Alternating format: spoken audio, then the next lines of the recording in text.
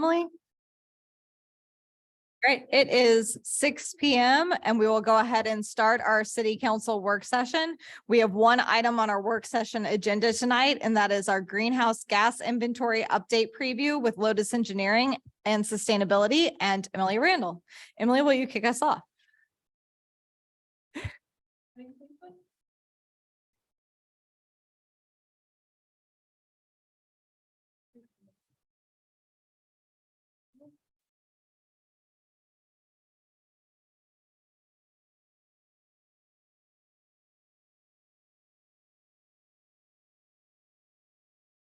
All right, thank you for being here. We're very excited to share the information we'll be presenting tonight. First, I did want to mention we've been listening to recordings of recent meetings. And so this is just your helpful reminder to please use your microphone. And that goes for both staff and for mayor and council. So please just be conscientious of that. And if we notice something's amiss, we'll let you know, but please don't take offense. So just for the benefit of the recording, we're going to try to be reminding of that. So I'm here to reveal, I guess, the preliminary results of our greenhouse gas inventory. So as you know, this has long been budgeted, and we tackled it at the end of last year to get an RFP out on the streets to do 2 inventories, one of our municipal government operations and then one for the mission community at large. This is updating a previous inventory that had been done in 2007. So we have contracted with Lotus Engineering and Sustainability, and I'd like to introduce Rachel Meyer, who is their senior associate. I'm so sorry. I just asked her that right before the meeting. Senior associate. So our time with Lotus has been just excellent. The process just works where, we kick it off with a meeting and talk about the scope. And then it's a scramble for staff to provide all of the information that they need. But honestly, they do a huge amount of the legwork and we're grateful to them for that. So they have been reaching out to all vendors, and it's way more than you would ever think about. All of the people and businesses that do activities that contribute to our overall carbon footprint, and they're interviewing them, asking them for data, and following up with the requests and doing all of that legwork. And then the real appeal that I know we'll get into is that the format that they use is very accessible and transparent. So we will be able to stay on top of this data as we make changes. They have left us instructions and breadcrumbs in terms of how to update that information very easily. And they have an open door policy so that we can reach out to them at any point. So I'm very optimistic about the future in terms of us understanding this information in depth, but also having it be flexible as we go forward. So with that, I'm going to switch back over to the computer and get the PowerPoint loaded, but Rachel, take it away.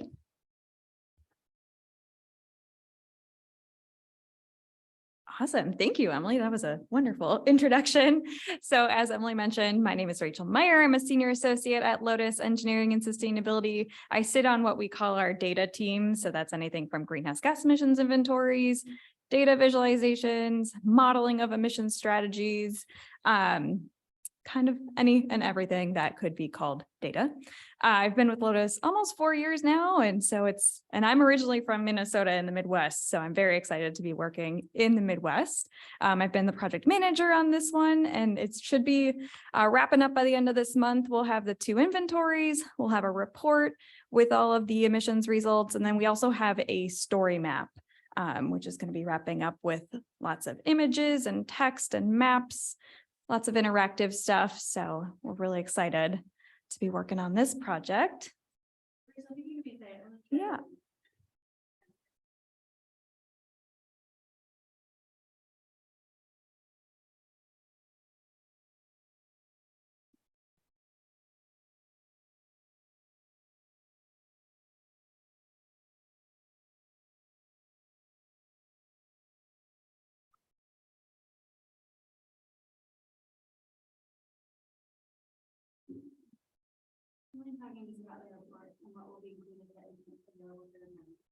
Yeah, so we are working on finishing up right now the report and then the story map that I mentioned. So the report is going to go in depth into the emissions results. We'll have some charts in there and some tables. We do some comparison between the last inventory and this current one. We talk a little bit about climate change and what that's looking like here in Mission, Kansas, and why we care about measuring greenhouse gas emissions and trying to recommend some strategies and some policies as to how mission could work to reduce those emissions in some of the biggest sectors, especially internally in the municipal government. Yeah. Thank you. Great. All right, so here we are, the results of our 2022 greenhouse gas emissions inventories. Oh, it worked, great. Okay, so what we're going to talk about tonight, we'll have a bit of an introduction to greenhouse gas emissions inventories, just so we're all on the same page as to what we're talking about. We'll go into what greenhouse gases are, why they're related to climate change, why we're interested in measuring them. And then we'll talk about the two inventories. So we have community-wide, and then we have the municipal government operations inventories. All right, so introduction to inventories. So greenhouse gases are already present in the atmosphere. They've been present in the atmosphere for a long time. They kind of act as a blanket around the Earth. They keep some of the sun's radiation in the Earth and down to the surface. Without them, we'd be like a ball of ice or like a ball of fire, which wouldn't be very habitable for humans. So because we've got those greenhouse gases, it is habitable for humans. Currently, the quantity of greenhouse gases in the atmosphere, or the concentration, is too high. It's acting like too many blankets on top of the Earth, and we're getting kind of warm, which isn't good for our climate. It's throwing some stuff off. So what this is looking like here in Mission, Kansas, warming temperatures, for sure. That's kind of the story everywhere. It kind of shifts some of our climatic patterns. So what we're seeing is more intense rain when it does rain, and less frequent, that nicer steady rain. And then as we have those sort of shifting patterns of rain and warming temperatures, that leaves us a little more susceptible to drought, which is not good. And then as those kind of rain and temperature patterns shift, given Mission's kind of unique position in sort of the middle of the country, where the cold Rocky Mountain air comes and then the Gulf Stream and Gulf moisture come, we know we're in Tornado Alley. So that has an effect on tornadoes. They can have bigger outbreaks of tornadoes, and those tornadoes can be more intense. So all of those things together, not good. But decreasing emissions can help to mitigate some of these impacts over time. We won't see those impacts just immediately, but down the road, thinking, 20, 30, 40 years down the road, we'll see those impacts, and hopefully we'll avoid any sort of catastrophic sort of impacts from that. So what are greenhouse gas emissions inventories? An inventory just takes stock of any sort of activity that would produce greenhouse gas emissions. Basically, we're burning any kind of fossil fuel, we're emitting, or we're landfilling waste that decomposes and emits methane, transportation, industrial processes. Some of our agricultural processes do create emissions. So anything and everything that could create emissions, we are trying to measure. And we have two distinct types of inventories here. We have community-wide, which is like taking Mission's boundary, taking a cookie cutter and saying everything that's happening inside our boundary is our emissions. So community. And then the municipal government operations is anything your government controls and has operational control over. So buildings, police cars, the waste we generate in these buildings. I think that's about it. Any kind of consumption maybe of like paper or asphalt and cement due to processes that the local government operates. That would all be included in this inventory. And this is just an image on the screen to sort of show you what some of those emissions may be coming from. And then on the community side, how we define our boundaries. On the community side, you see these scopes 1, 2, and 3. Scope 1 is anything that happens directly within your boundary. So it's all of your building energy use, transportation that's going on within the boundary. We've got industrial processes, so that's refrigerant use or HVAC systems. We don't really have agriculture happening here, so that one's not included. And then the landfill, so waste you can see is in both scope 1 and scope 3. Waste and wastewater, it depends on where the landfill or the wastewater treatment plant is located. So in Mission, waste is scope 3, but wastewater is actually scope 1 since the wastewater treatment plant is within our boundary. So a little confusing. Scope 2 is only electricity use. That one gets its own. And then scope 3 is stuff that happens out of boundary, but is a result of your residence within your boundary. So waste, it's generated within your boundary, but it gets disposed of outside of the boundary. So we count that. I think that is our only, except for maybe transmission and distribution losses, which is the loss of the electricity on the grid from the substation or the generating station to your house. We can estimate those emissions. But other than that, I think that is all of the scope 3 emissions. Yes.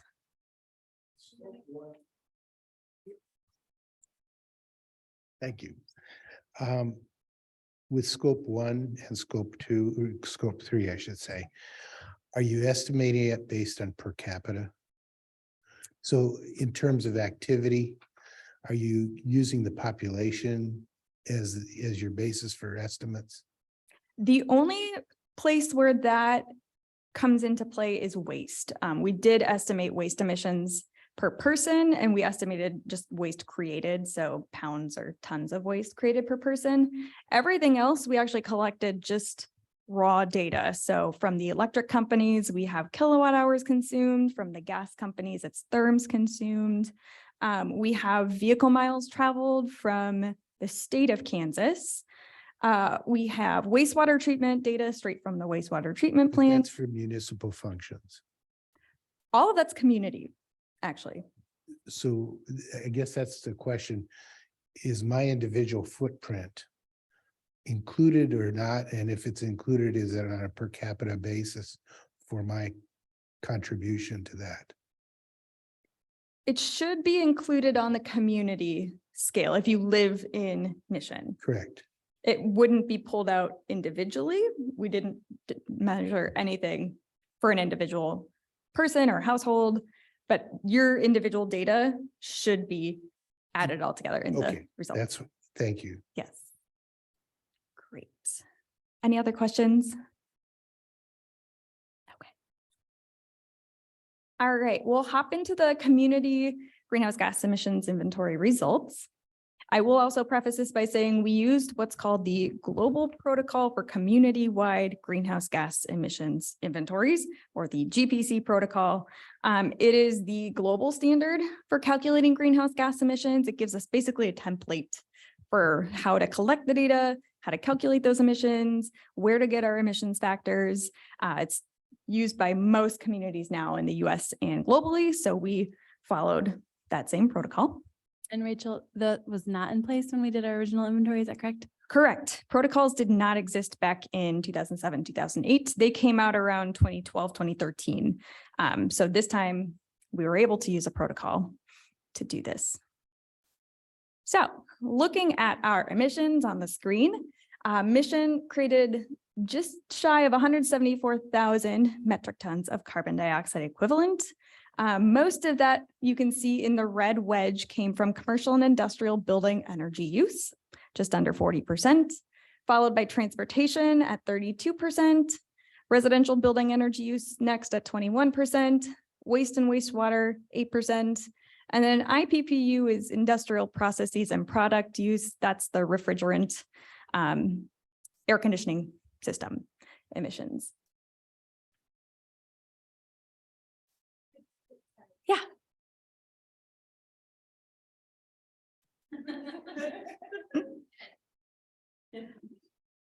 Just to quickly, if you could go back a slide real Yeah. quick, and waste and wastewater are so high because of the waste treatment plant, right?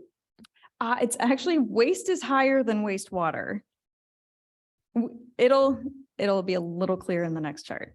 Okay, They're just combined together because the protocol lumps them together. but sorry, just coming back to the scopes, you don't need to go back to the scopes, but I'm just trying to understand if the Nelson wastewater treatment plant is reflected in this pie chart. Yes, yeah, and Okay. all of the emissions from that, because the full plant is within your boundary. Sure. So say if the landfill had also been in your boundary, we would take the entire emissions from the landfill since it falls within your boundary. Okay, that makes sense. So another community, even though they might use Nelson, like, I don't know, Prairie Village, because it's not there, their percentage is going to be way smaller or non-existent. Right, theirs would be lower and it would only be based on the residential population, whereas yours is the entire plant. Okay, thank you. Mhm. Yeah, so we see in this one, so that last pie chart I just showed is the middle part of this chart, and then the outer ring with the wedges is an emission source. So if you look in that wastewater, you can see is really tiny. It's 0.5%. Landfilled waste, so just anything that gets thrown in the landfill is the majority of that chunk.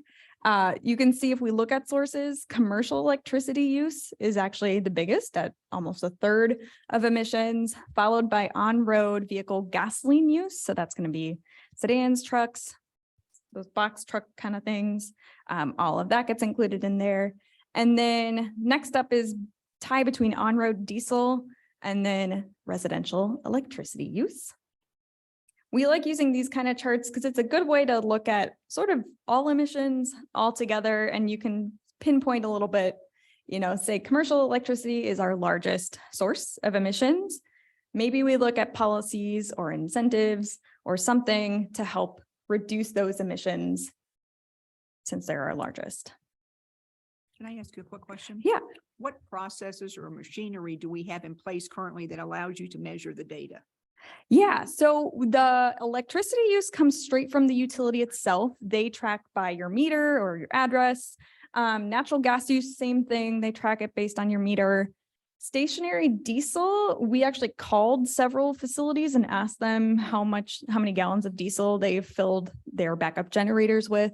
So they reported that to us.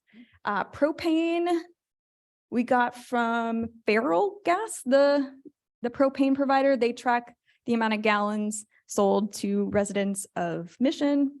And then, so fugitive emissions also is the loss of natural gas on the system, just like transmission and distribution losses is loss of electricity on the system. And there are standard rates that we use for fugitive emissions based on sort of national studies on leakage rates in gas lines across the US. Thank you. Mhm. Okay, on transportation, Yeah, we have vehicles that come and go into the city. Mhm. We have people that live outside the city that come to work here and vice versa. right. We have delivery trucks that are from outside. Mhm. How is that factored into this transportation sector?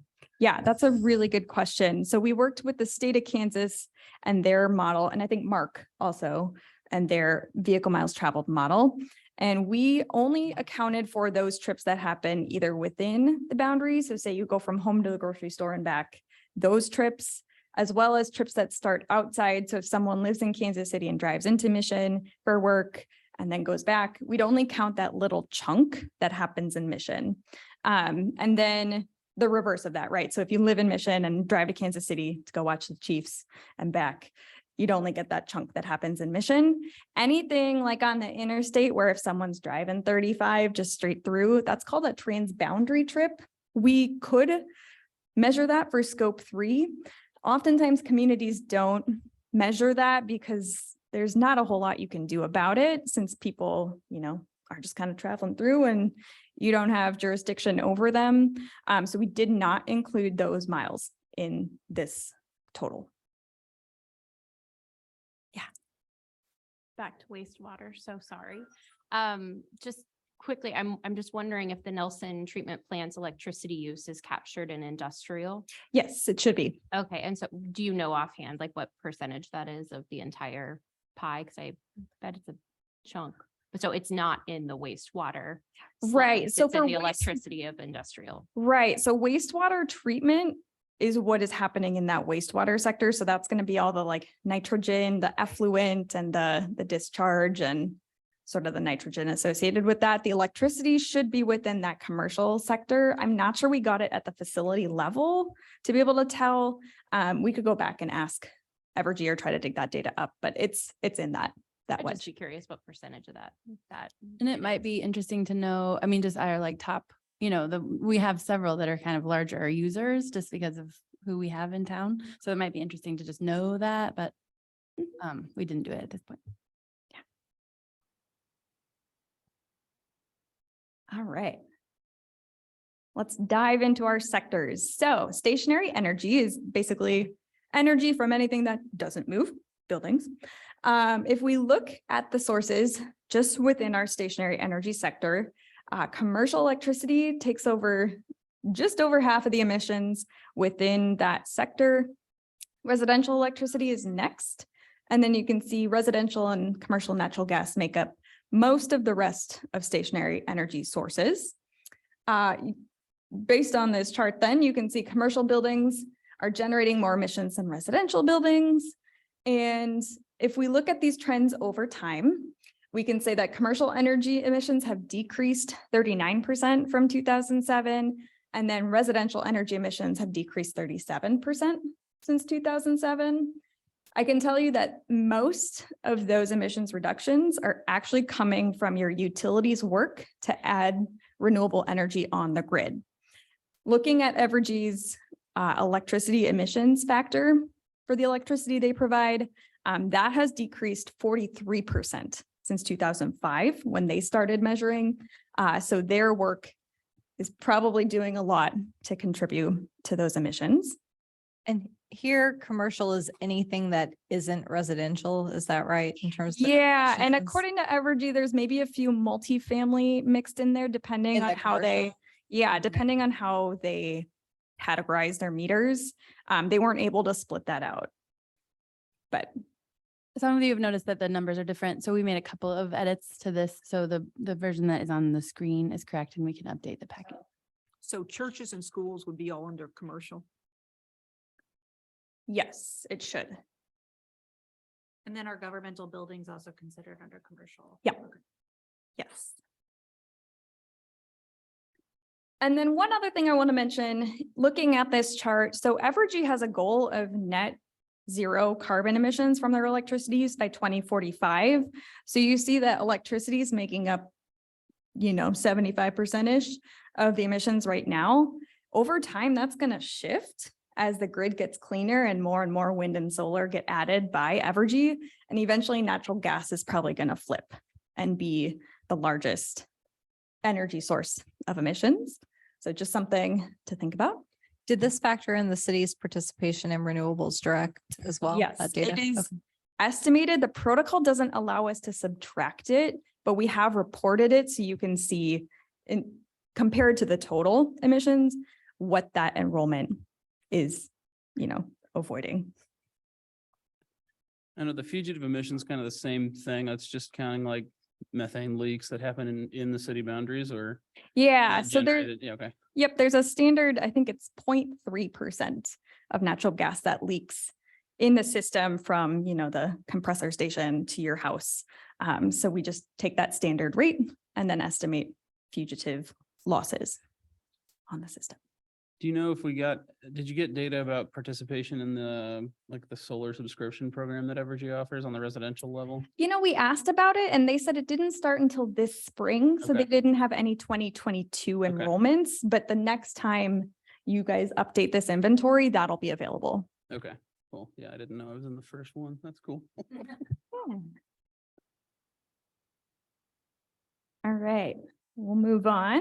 The transportation. So the two biggest sources here, obviously gas and diesel. We estimated on-road emissions from vehicles, semi-trucks, little Amazon trucks, all of those. And then we also took transit into account since some of the Ride KC routes do come through here. So you can see it's really pretty minimal, 0.2% of all transportation emissions, but it is there. We also were able to pull electric vehicle registrations from the state. And then we scaled it down based on, we had county level data. So we tried to scale it down based on population to those present in Mission. We estimate about 43 electric vehicles between plug-in hybrids and all battery electric vehicles are currently registered in Mission. And that's accounting for those 0.2% of emissions. And then the transmission and distribution losses is associated with the electricity used in those electric vehicles. And one thing to note, the trend, we have a 77% decrease in emissions from 2007 to 2022. This is one where we're not fully comfortable saying what's driving that. Since there were no protocols back in 2007, and we just have the report from that last inventory, we're not fully sure how they calculated those emissions back then. Looking at vehicle miles traveled, it's very comparable, actually. It hasn't shifted a whole lot over time. It's not that's driving it. So we think there's something going on with their methodology and their calculations that we're just not able to really pinpoint. And in the full report, will there be notes about those sorts of like wonky things in the old version not having the protocol? Yeah.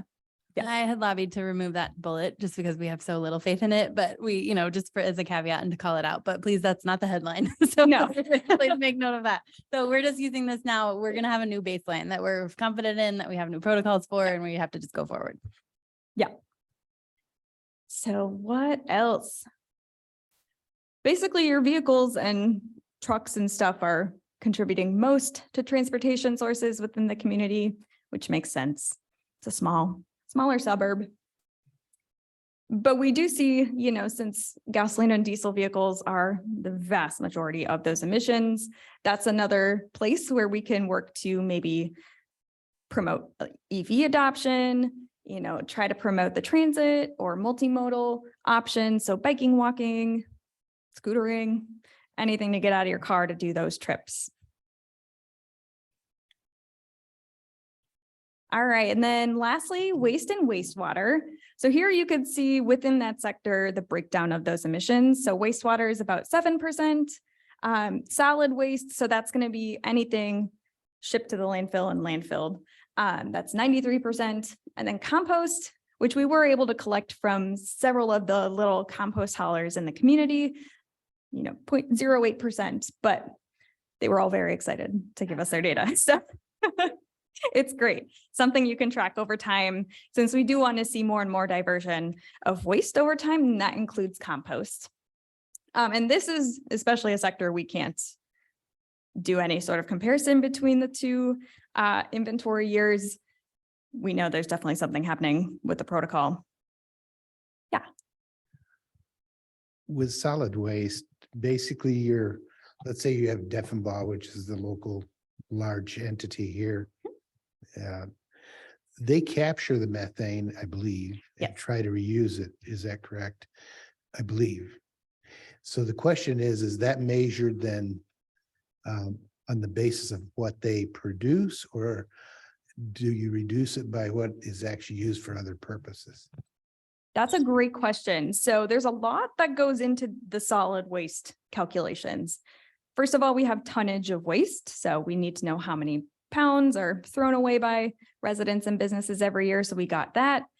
We have a waste characterization for the landfill. So that tells us how much of your waste is food waste, how much is yard waste, how much is plastic, metal, yada, yada, yada. So we break that down into those categories, and then we match that with emissions factors. So not all of the waste stream actually breaks down, right? Plastic doesn't really break down, metal, glass, a lot of the recyclable stuff that ends up in the landfill doesn't actually break down and produce emissions. So we figure out what that percentage is that does break down. So if it's 15% of the waste stream is food waste, we say, okay, 15% of the tonnage is that. We apply the specific food waste emission factor to that. And then we also factor in whether or not the landfill does have a landfill gas capture system. That makes a big difference. So that drew your emissions down a lot. We can find the rate of gas capture for that. And then we reduce the methane, emissions based on that. Yeah. Go ahead. I just want to confirm, our waste does go to the local landfill? I thought it went to Sedalia. So did we calculate the miles traveled that are involved with where the waste goes? Our source would have been GFL, so I don't know about that. So it just goes a little, I mean, it would have had to have been, I don't know about the miles traveled. Is that factored into the? It That's would have something? probably shown up in transportation, at least the little parts of it that happen in Mission on the way to the Yeah, so landfill. probably not then. I mean, it probably isn't counting against us, in fact, which is weird. Just curious how it fits Yeah, I into hadn't the thought about bigger that. equation and where, you know, Right. ours stops and it gets Right. picked up by somebody else's, you know, emissions chunk. That's all. Thanks. Thanks. Awesome. Any other questions on waste and wastewater? Right. Okay, and then year over year comparison. So just want to give you kind of a quick snapshot of the difference between the two inventories. So back in 2007, we estimated 410,768 metric tons of carbon dioxide equivalent. And then here in 2022, as we saw, there's 173,390. So that is estimated to be a 58% decrease in emissions. We believe a lot of that is just the comparison of no protocol to having a protocol. But we do know, and we can say for sure, that Evergy's work on greening the grid is contributing to that decrease, which is good. And that's going to continue going forward as they work to add more renewables to the grid and hit that target. Will the report break out those pieces that we do feel more confident about? And Yeah. so, okay. Yes. In the compare and contrast analysis, you have to discern that the data that was conducted in 2005 had to use the same parameters as we are now to get a true measurement, correct? Right. Yeah, it would be really helpful to have sort of the back end, spreadsheets or calculations as to how they did it. We do have a comparison of sort of that base data. So kilowatt hours, 1-to-1, and therms 1-to-1, the miles traveled 1-to-1, waste tonnage. So we are able to compare sort of that base data. The emissions themselves, since we don't have the specific calculations they did, we can't do a real exact comparison, but we do have that base data. Along those same lines, do we have from 2007, like the pie chart breakout, what percentage is buildings, what Yes. percentage is transportation, We and do. how has that changed? Not much. Does it really kind of similar, ratios? Yeah, it's really pretty similar. It's still buildings that's dominant, and then transportation, and then waste is just really a little slice of the pie.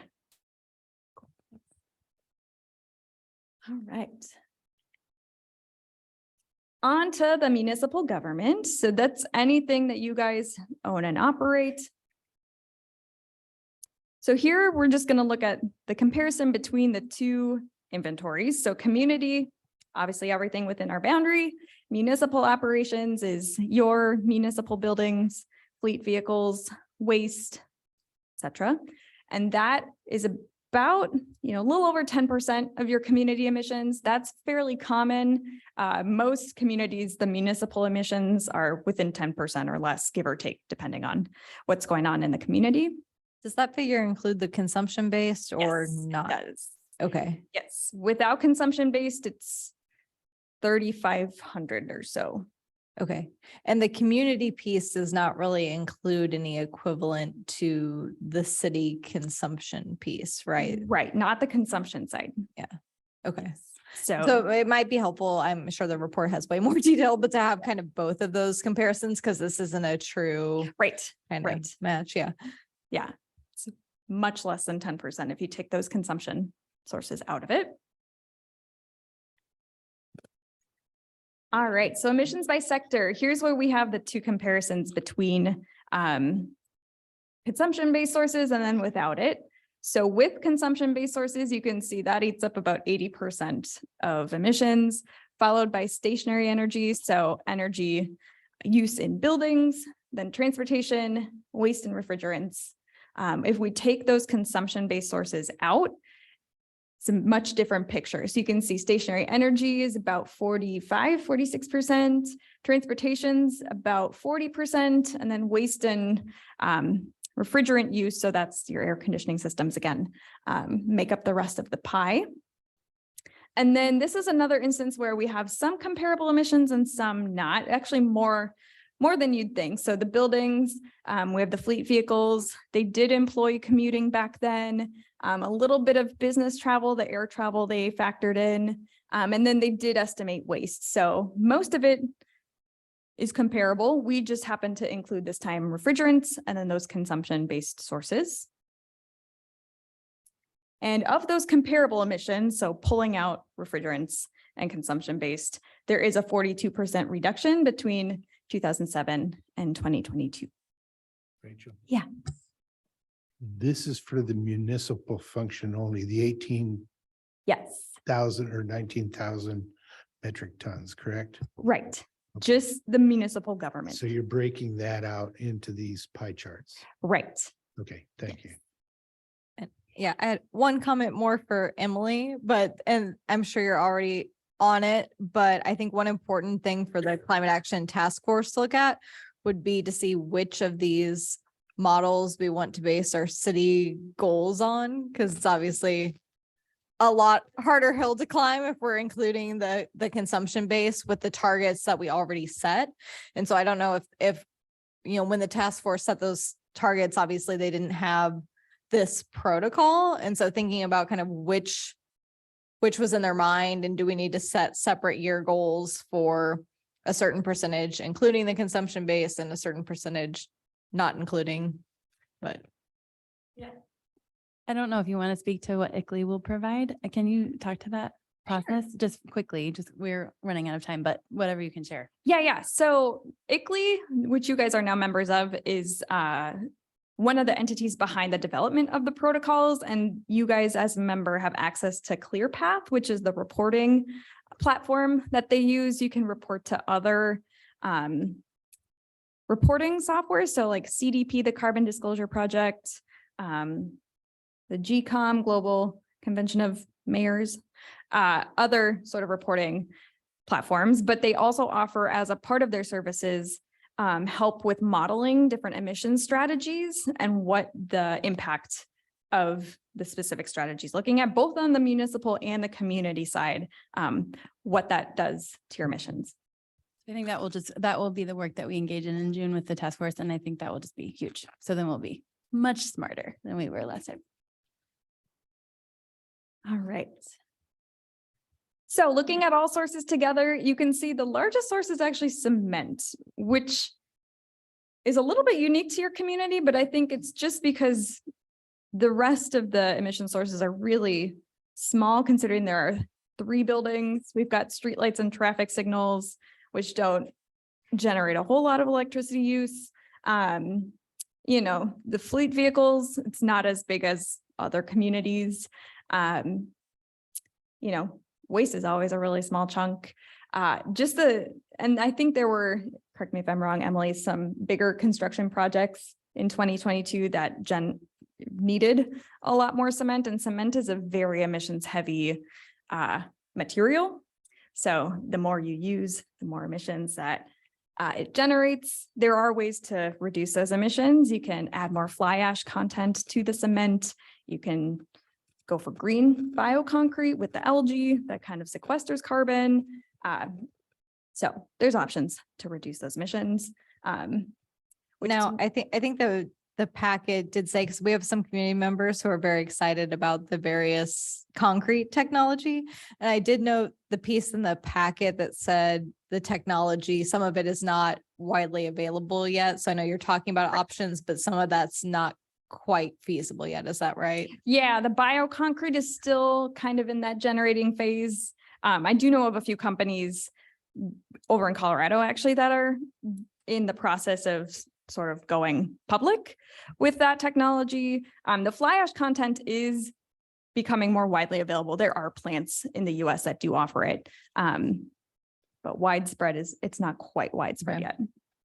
I just wanted to make sure we set expectations. Yes. Definitely something to look into, but I know we have Yes. folks who are very enthusiastic about this piece, and it is obviously a big chunk of the emissions, but yeah, thinking about what we can and can't do practically speaking, given our location in the Midwest. I know some of it's kind of in isolated pockets, it seems like at this Exactly. point. Right. That includes carbon pure, is that correct? Yes, it does. Mhm. All right, so if we look without the concrete, it's a much different picture. You can see it's almost even between electricity and employee commuting. So electricity and natural gas are the emissions from your buildings, and then electricity also includes streetlights, traffic signals, the holiday lights, all of that together. So buildings, if you took the consumption-based sources out, make up about half of the emissions in the community, also the streetlights. The vehicle fleet and equipment is just about 7%. So you don't have a very big fleet of vehicles. You don't do a ton of driving since your community is not super big. So that's a pretty small chunk. And then employee commuting, as we see, is 35%. So we gave an employee commute survey to employees and had them fill in, how far they drive to the office, how many days a week they come into the office, what type of vehicle they're driving, if they take transit, if they carpool, if they telework. So we gathered all that data, crunched all the numbers, and it's about 35% of your emissions from that. I can't remember prior to 2022, was the streetlight conversion completed, or was that so it was captured for part of the year or none of the year, or the LED streetlight conversion in terms of the data? They were fully, correct me, they were fully converted by the end of 21. Okay, so it would have been captured. Okay. Yes. Yeah. Great. Yeah. Let's see. I think that's it. Look at that. Any other questions on either of the inventories, the process? Yeah. This kind of comes back to one of Ken's earlier questions in relation to an individual footprint. And I'm just curious because on the non-community side, so on just the municipal operations, you capture travel, for example, or air travel and the consumption-based piece. And I'm just wondering, and it's probably not part of the protocol to include the consumption-based use of individuals, but I'm just kind of curious if you could talk a little bit about the logic of that. Yeah, so you can include those consumption-based sources. Some communities are starting to do what we call a consumption-based emissions inventory. So that's taking a look at all consumption of anything and everything. Is it food, clothing, air travel, all the materials? That's a fairly new thing that's happening. The data is still kind of catching up. There is a protocol, but the data behind it is still sort of catching up. So that is an option to do that. You would maybe want to invest in some surveys and ask your residents, how many flights did you take last year? How much did you spend on food? How much did you spend on clothes, other services? And there are some strategies I think that could come out of that. Sometimes the consumption-based sources are harder to address at the community level, right? You're not going to tell people to eat less food. That doesn't go over really well most of the time, or to fly less. On the municipal side, it's a little easier to think about, maybe we use recycled paper instead of 0% recycled paper, or we try to maybe buy less food for staff, or, use our computers as long as we can and then replace them once they're, dead. So we do include those on the municipal side. The community side, we don't currently have that. Doesn't mean you couldn't in future years. But yeah.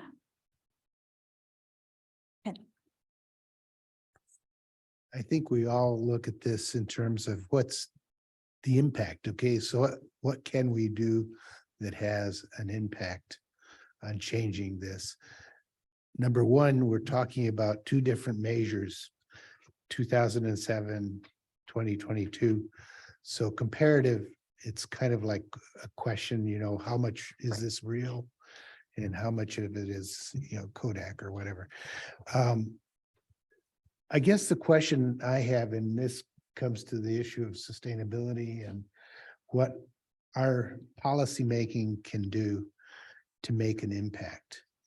Because I had the other day, I did a personal inventory of my own footprint. And then the question is, so what do I do about it? You know, and I think you're talking about something on a macro versus a micro level, and you want to do something that's measurable that you can actually have an impact on by what you do.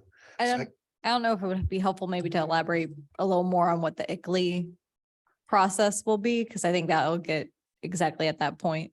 Yeah, so we and Councilmember Tosi can attest, we definitely struggled with what to include in the scope of this work. And we definitely wanted to keep this separate from, let's just measure the data and get our first step as reliably as we can. And because we had a hard time, everyone will want to know recommendations and the next step and the what can I do piece. We had just a really hard time having confidence that we would get apples to apples between the firms that we were evaluating. So now that I feel like we have the set data, first of all, just a highlight for tomorrow night. I know you all are aware, but 6:30 p.m. over at the community center, we're just having a community version of this presentation, which I hope will get some community members energized about this data. I would love for there to be just a higher level of awareness in our community among you all about our board and commission members and other just community activists who are interested in knowing, just understanding this information and the importance of it.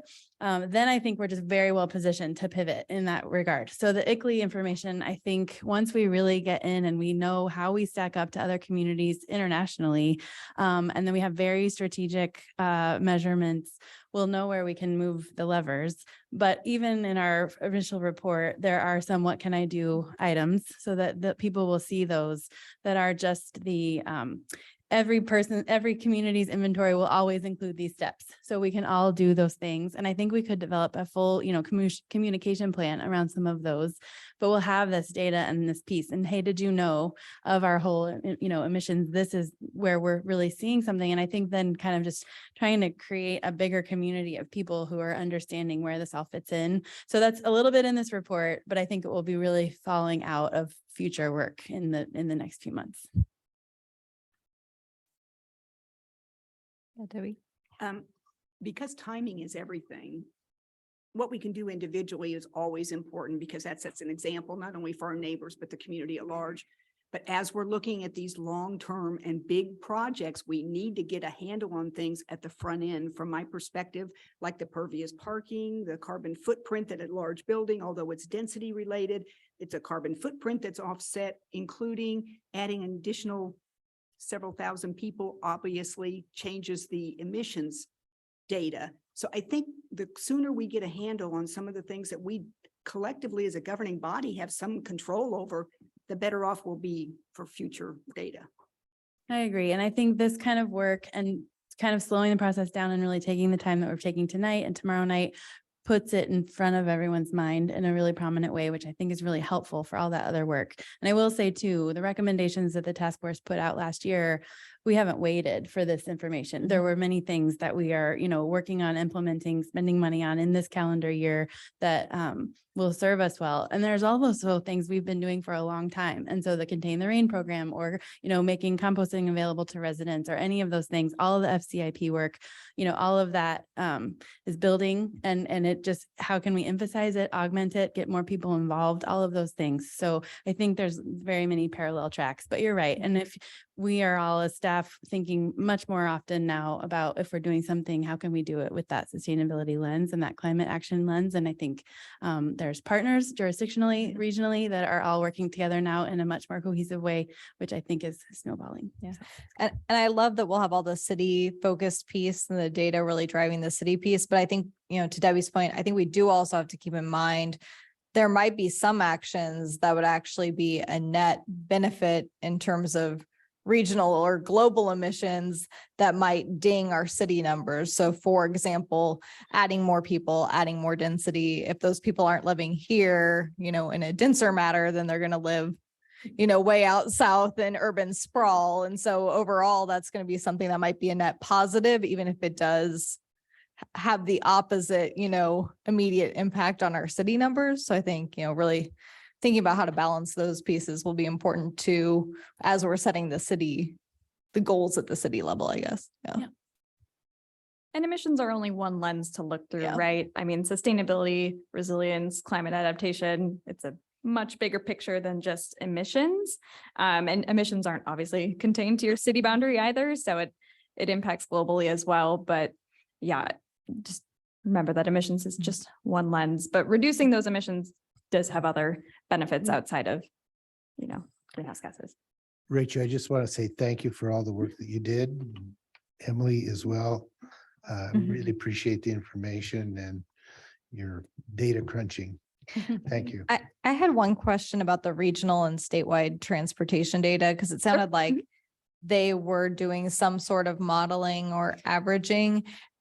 I just had a question about, as we increase, hopefully, multimodal options within our city boundaries, will that data become less accurate, or how does that sort of account for more within the city trips being by bike or walking, et cetera, for us uniquely as mission, as we're putting in the effort on those items, if it's using sort of aggregated data?